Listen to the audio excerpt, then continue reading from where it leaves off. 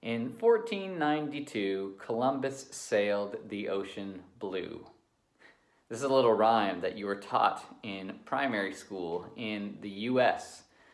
It is a little poem about this founding of the United States of America by the Italian explorer Christopher Columbus. In 1492, he, with the help of the Spanish crown, made a voyage across the Atlantic, one of the first to be done, if not the first, where he discovered the New World. And he landed in the island of Hispaniola in Cuba and what is today the Caribbean before sailing back. And the Spanish were so excited about this new land that they discovered that soon they were just sending ships back and forth across the Atlantic, where, for the most part, they hoped to discover newfound wealth and glory. One of these first explorers was a guy by the name of Bartolome de las Casas. He was part of the Spanish military, and he was stationed on the island of Hispaniola, which is today in the Dominican Republic.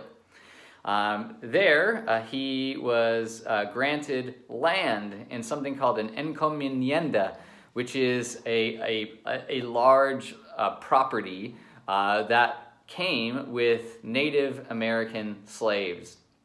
And as he came into this property, he discovered that these people, these Indians, these Native Americans, were treated as less than human, and he hated it. He thought that this is not how it's supposed to be.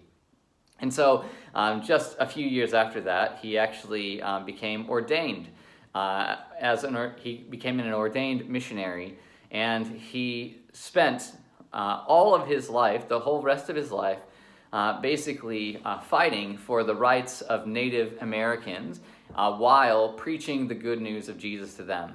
The interesting thing about Bartolome de las Casas is that stood against the very grain of the Spanish missionary movement that was happening in the New World back then. You see, the Spanish crown had written this proclamation that said all the new land that they discovered was part of Spanish territory, and that people had to turn to Christianity or be slaughtered. And that's exactly what happened. These people, called the conquistadors, came in and they took over Native American lands and property, and they basically forced them at the sword to convert to Christianity or to die.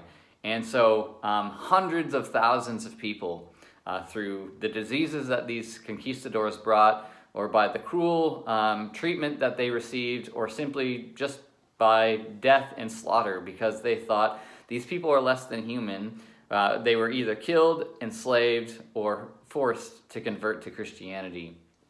Bartolome de las Casas read the Bible in the way that you and I probably would, and he understood that these people, they certainly need Jesus, these Native Americans, because they've never heard that name before, but forcing them at the edge of a knife to call on the name of Jesus is not what Jesus would have.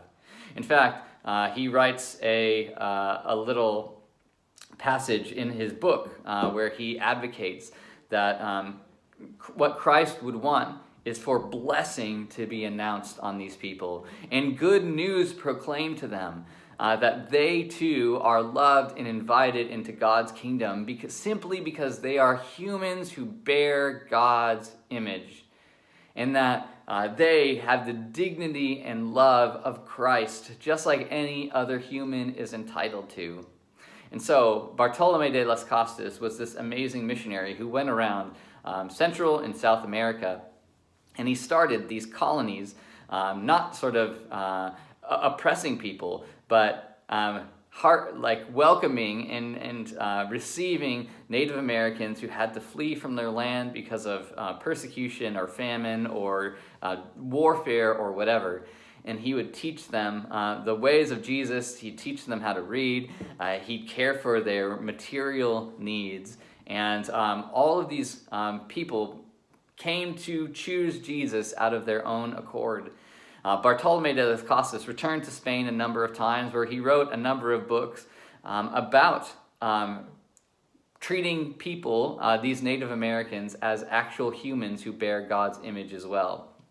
And eventually, because of him, in the Spanish Empire, slavery became abolished. His work was later picked up by other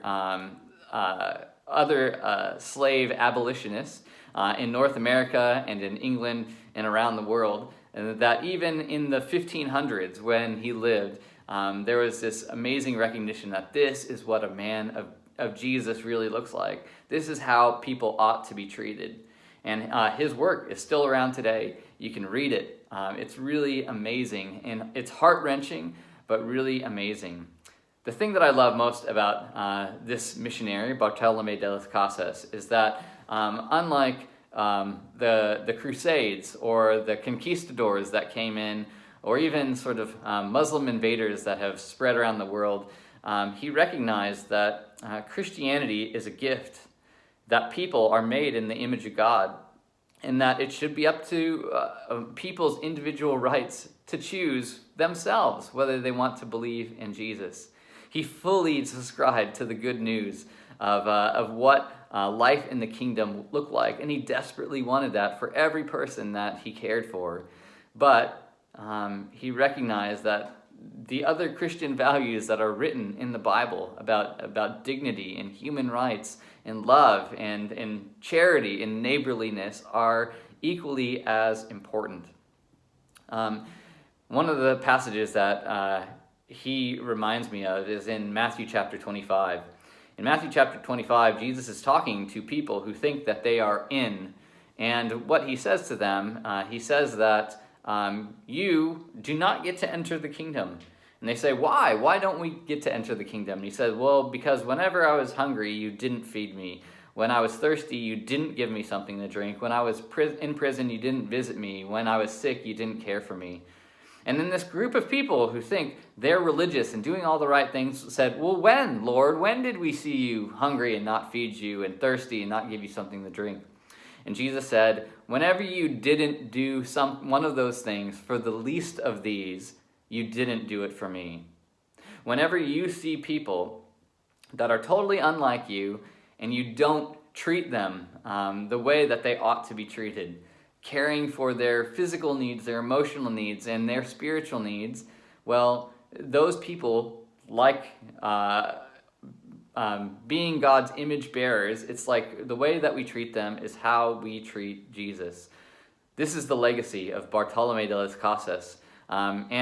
Since then, there's an organization that has sprung up bearing his name and his work called Ethnos 360, whose whole job is that they, too, like Bartolome de las Casas, want to see the gospel proclaimed to those who haven't heard it around the world, to unreached people groups, but to do so in a way that's loving and compassionate and engaging, and not forceful or bashing people over the head with the Bible.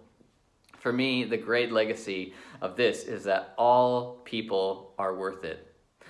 Those people that are so unlike you or me, or people that we have nothing in common with, all of them, every single human is made in God's image and therefore has worth and value.